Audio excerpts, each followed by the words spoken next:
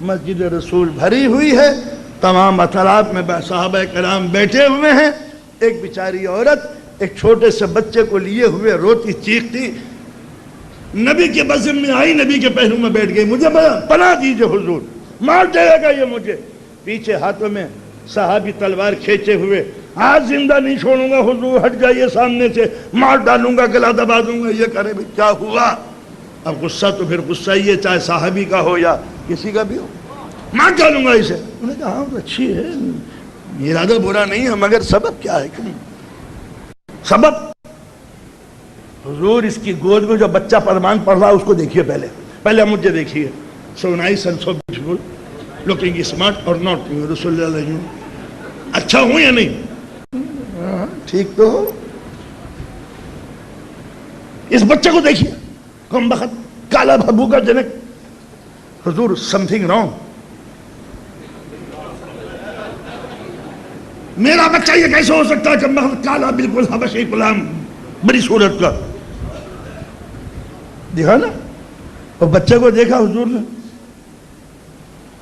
مسکرائے۔ سیرتوں کا پڑھنے والا رسول سیرتوں میں کیا جاتا ہے؟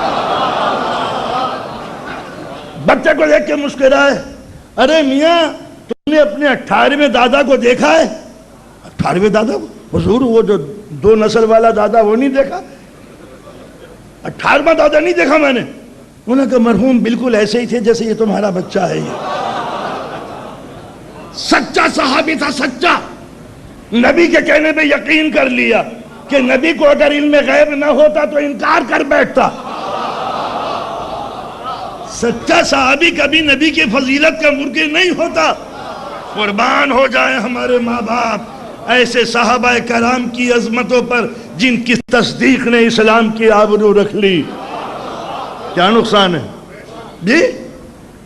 18ویں دادا تمہارے اس جیسے تھے تو معلوم ہوتا ہے کہ عصمت کی نظر اگر ماضی پہ پڑھے تو 18 نسلیں پڑھ سکتی ہیں، پھر علی کی ذوالفقار نابینا نہیں ہے جو 7 نسلوں کو نہ پڑھ سکے۔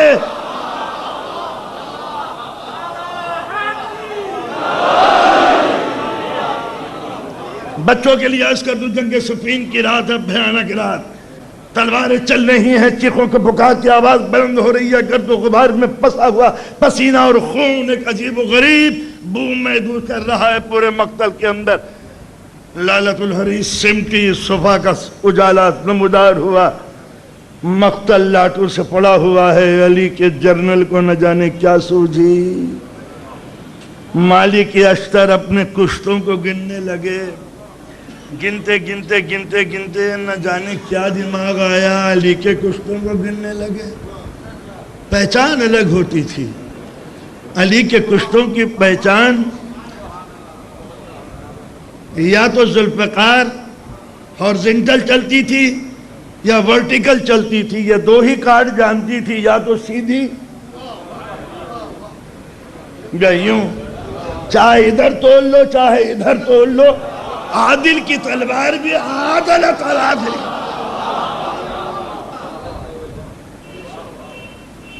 گل دیا، مالک کے اشتر سامنے آئے، مولا، ارے ہاں کیا بات مولا، اگر کیا کہنا چاہتے ہو؟ کہنا کیا چاہتے ہو مولا؟ اگر ایک ہاں کہو، کہنا کیا چاہتے ہو؟ نہیں مولا یہ کہنا چاہتا ہوں کہ اگر نہیں مولا غلطی ہو گئی مجھ سے۔ نہیں مالک پوری بات کہو۔ نہیں مولا غلطی ہو گئی۔ مالک پوری بات کہو کہ اگر ایک اور قتل کر لیتے تو میرے برابر ہو جاتے، یہی کہنا چاہتے ہو نا؟ مولا غلطی ہو گئی۔ مالک توبہ کر کے پھر سے ہاتھوں پہ بیعت کرو، توبہ کرو، پھر بیعت کرو۔ تمہاری یہ جرت کیسے ہوئی کہ تم اپنے کشتوں کے میرے کشتوں سے ملانے لگے؟ وہ مالک اشتر جس کی صفت و طاقت کے آگے بھی لشکر خش و خاشاک کی طرح گھومتا تھا، آج وہ علی کے سامنے اس طرح کانپ رہا ہے جیسے زلزلوں کے آگے زمین کانپا کرتی ہے۔ رونے لگے مالک۔ علی نے کاندھے پہ ہاتھ رکھ دیا۔ مالک نہیں رونے کی کوئی ضرورت نہیں، بشر تھے نا، پھسل گئے، بشریت پھسل ہی جاتی، جو عصمت سے مقابلہ کرنے کی تمنا کرنے لگتی ہے۔ ہاں رونا چاہیے تمہیں اپنی دعوت کے اوپر، مگر سنو، سبب سنو، تم نے اس کو مارا جو تمہارے مدِ مقابل آ گیا۔ رات کے اندھیرے، گرد و غبار کے ہٹے ہوئے ماحول میں جب کوئی مجرم میری ذوالفقار کے نیچے آیا تو حسب عادت ذوالفقار جھکی، نظر عصمت نے جھکتے جھکتے 7 صلبوں پہ نظر ڈال لی۔ اگر کہیں کوئی مومن نظر آیا تو ذوالفقار اس طرح پلٹی جیسے ڈوبا ہوا سورج پلٹ جاتا۔ محسوس کیا آپ نے؟ اب سمجھ میں آیا کہ ذوالفقار ہر جگہ کیوں نہ چلی۔